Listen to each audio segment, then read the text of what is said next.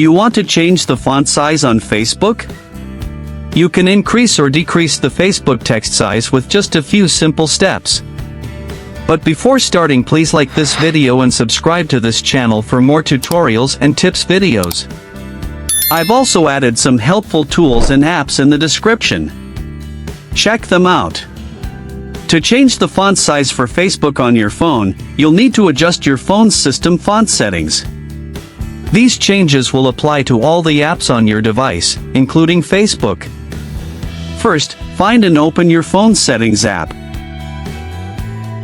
Once in settings, scroll down and tap on display or accessibility, depending on your phone model.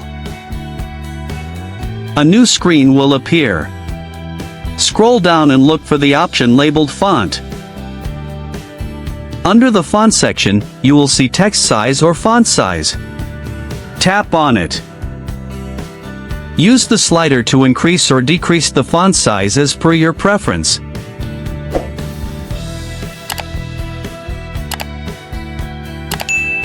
Once you are satisfied with the font size, go back and open the Facebook app.